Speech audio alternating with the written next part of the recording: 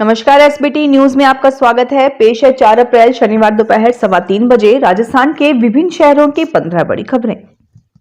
राजस्थान में अचानक हुए मौसम परिवर्तन के चलते राज्य प्रशासन पूरी तरह अलर्ट मोड पर आ गया है। तेज आंधी, बारिश और ओलावृष्टि की घटनाओं को देखते हुए अतिरिक्त मुख्य सचिव आपदा प्रबंधन, सहायता एवं नागरिक सुरक्षा भास्कर आत्माराम सावंत ने राज्य आपातकालीन परिचालन केंद्र का दौरा कर हालात की समीक्षा की। उन्होंने सभी जिला प्रशासन को निर्देश दिए कि वे स्थिति पर लगातार निगरानी बनाए रखें और किसी भी प्रकार की जनहानि या संपत्ति क्षति की सूचना तत्काल उपलब्ध करवाएं। अतिरिक्त मुख्य सचिव ने स्पष्ट कहा कि प्रभावित नागरिकों को त्वरित राहत प्रदान करना राज्य सरकार की सर्वोच्च प्राथमिकता है। भारतीय खाद्य निगम इस बार समर्थन मूल्य पर 21 लाख मीट्रिक टन गेहूं की खरीद करेगा। 16 मार्च से मंडियों में गेहूं की खरीद शुरू हो गई है।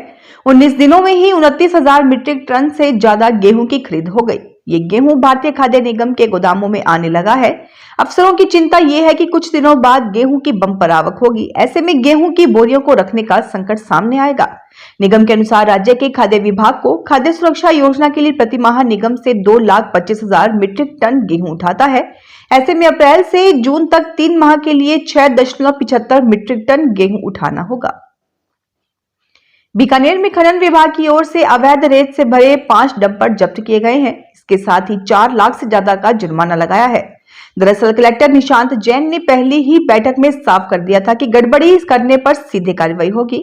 ऐसे में खनन विभाग भी एक्टिव मोड पर आ गया है। खनन और पुलिस विभाग ने मिलकर बड़ी कार्रवाई करते हुए लाखों रुपए की सिलिका रेत ले जा रहे वाहनों की धरपकड़ की गई है। राजस्थान के सभी विद्यालयों में नए शैक्षणिक सत्र की शुरुआत इस बार एक विशेष आयोजन के साथ होगी। प्रदेश के सभी स्कूलों में 1 से 15 अप्रैल तक ऋषभ पखवाड़ा मनाया जाएगा। इस दौरान तीर्थकर दिवस, ऋषभ नवमी के उपलक्ष्य में स्कूल स्तर पर विभिन्न प्रतियोगिताओं और कार्यक्रम होंगे। शिक्षा विभाग ने इस संबंध में निर्देश जारी किए हैं कि इन सभी कार्यक्रमों की शुरुआत भगवान ऋषभ देव की स्तुति के साथ ही की जाए। प्रारंभिक शिक्षा निदेशक सीताराम जाट ने प्रदेश के स्कूल शिक्षा विभाग के सभी संयुक्त निदेशकों को इस संबंध में आदेश जारी किए हैं। सरदार शहर में रबी सीजन के तहत किसानों को सरसों की उपज निकालने के बाद अब उसकी लैब टेस्टिंग करवाने के लिए भी कड़ी मशक्कत करनी पड़ रही है। लैब टेस्टिंग करवाने के लिए पिछले 8-10 दिन से रोज कृषि उपज मंडी में किसानों की लंबी कतार लग रही है। भीमसर गांव के किसान गोविंद बराला ने बताया कि कई किसान लंबा सफर तय करके आते हैं और यहां आकर फिर से उन्हें कतार में लगकर घंटों इंतजार करना पड़ रहा है। जयपुर के रामनिवास बाग से रियासतकालीन 3 चंदन के पेड़ चोरी होने के मामले में जिम्मेदारों पर कार्रवाई नहीं होने और 90 लाख रुपए का नुकसान नहीं वसूलने पर भारत के नियंत्रक और महालेखा परीक्षक ने गंभीर आपत्ति जताई है। कैग ने रामनिवास बाग से चोरी हुए चंदन के पेड़ों के मामले में जिम्मेदारों पर कार्रवाई करने और सिक्योरिटी एजेंसी से 90 लाख रुपए वसूलने और जिम्मेदारों के खिलाफ कार्रवाई के आदेश दिए हैं। कैग ने इस पूरे मामले में मिली भगत और कार्रवाई नहीं करने पर गंभीर सवाल उठाए हैं। उत्तराखंड में आगामी 19 अप्रैल 2026 से शुरू हो रही 4 धाम यात्रा के लिए प्रशासन ने नए और सख्त गाइडलाइंस लागू किए हैं। पहाड़ी रास्तों पर होने वाली दुर्घटनाओं को रोकने के लिए वाहनों के संचालन के समय में बदलाव किया गया है। यात्रा मार्गों पर रात 10 बजे से सुबह 4 बजे के बीच वाहनों के चलने पर पूर्ण पाबंदी रहेगी। कुछ विशेष संवेदनशील मार्गों पर यह प्रतिबंध शाम 8 बजे से भी लागू हो सकता है। सरकार यात्रियों की सुरक्षा के लिए मोबाइल जीपीएस के जरिए वाहनों की लोकेशन ट्रैक करेगी ताकि आपात स्थिति में तुरंत मदद पहुंचाई जा सके। हिमाचल की राजधानी शिमला में तेज तूफान के साथ हल्की बारिश और लाहौल स्पीति के ऊंचे पहाड़ों पर बर्फबारी हुई। वहीं केदारनाथ में भी आज शनिवार को ताजा बर्फ गिरी। उत्तर प्रदेश के कोसीकला अनाज मंडी में 10,000 बोरियों में रखा 5,000 क्विंटल गेहूं बारिश में भीग गया। इससे पहले राज्य में अलग अलग जगह बिजली गिरने से 5 लोगों की मौत हो चुकी है। पंजाब और चंडीगढ़ में पिछले 2 दिन से मौसम बदला हुआ है। रुक रुक कर बारिश होने की वजह से मौसम ठंडा हो गया है। तापमान में 5.4 डिग्री की गिरावट दर्ज की गई है। मौसम विभाग ने आज भी आंधी तूफान का अलर्ट जारी किया है। उत्तर प्रदेश के बरेली जिले में एक ऐसा मामला सामने आया है जहां एक शातिर चोर को पकड़ना पुलिस के लिए जी का जंजाल बन गया। गिरफ्तारी से बचने के लिए चोर ने सबूत ब्रेसलेट ही निगल लिया, जिसके बाद 2 दिनों तक बरेली पुलिस और डॉक्टर्स की पूरी टीम चोर के पेट साफ होने का इंतजार करती रही। सिकंदर उर्फ छोटा नाम के शातिर चोर ने अपने साथियों के साथ थाना बारादरी क्षेत्र के सम्राट अशोक नगर कॉलोनी के एक बंद घर को निशाना बनाया। पुलिस ने सीसीटीवी फुटेज की मदद से 24 घंटे के भीतर सिकंदर को दबोच लिया। जैसे ही उसे थाने लाया गया और पूछताछ शुरू हुई, सिकंदर ने पुलिस को चकमा देने के लिए हाथ में पहना ब्रेसलेट उतारा और सबके सामने उसे मुंह में रखकर निकल गया। राजधानी जयपुर के सुशीलपुरा स्थित कृष्णा कॉलोनी में बीते एक सप्ताह से पेयजल आपूर्ति को लेकर हालात बिगड़ते जा रहे हैं। कॉलोनी के लोगों का आरोप है कि नलों में साफ पानी की जगह गंदा, बदबूदार और दूषित पानी आ रहा है। स्थिति इतनी गंभीर हो गई है कि लोग अब नल का पानी इस्तेमाल करने से भी डरने लगे हैं।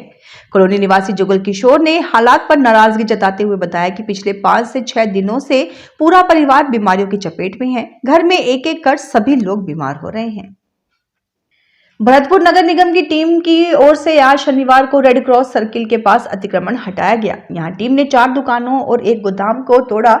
यहां जमीन ट्रस्ट के नाम थी, जिस पर दुकान और गोदाम बनाकर कमर्शियल यूज लिया जा रहा था। नगर निगम के आयुक्त श्रवण बिश्नोई ने बताया कि रेड क्रॉस सर्किल के पास कुछ जमीन एक ट्रस्ट को दी गई थी, जिसका धार्मिक तरीके से उपयोग करना था। इसमें धर्मशाला, सत्संग भवन बनाए जाए, लेकिन उस जमीन का कमर्शियल उपयोग किया जा रहा है। इसे लेकर हमारे पास शिकायत आई थी।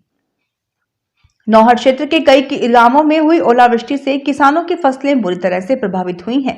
इस संबंध में नौहर विधायक अमित चाचाण ने मुख्यमंत्री भजनलाल शर्मा को पत्र लिखा है। उन्होंने विशेष गिरदावरी करवाकर प्रभावित किसानों को शीघ्र मुआवजा दिलवाने की मांग की है।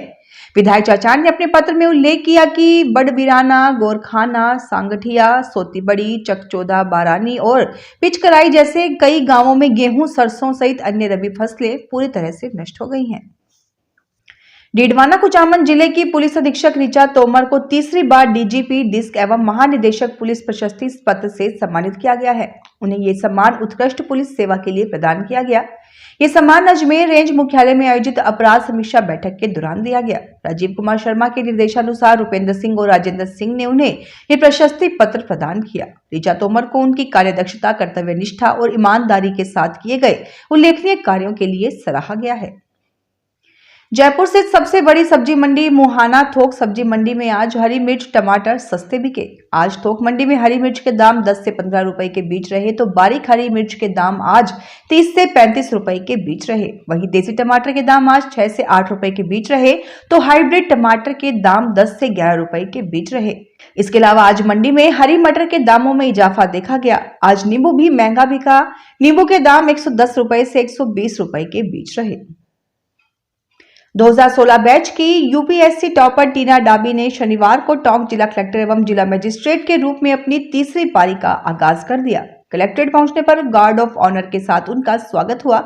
पदभार ग्रहण करने की स्याही अभी सूखी भी नहीं थी कि टीना डाबी ने मीडिया के माध्यम से टोंक की जनता को अपना एजेंडा साफ कर दिया।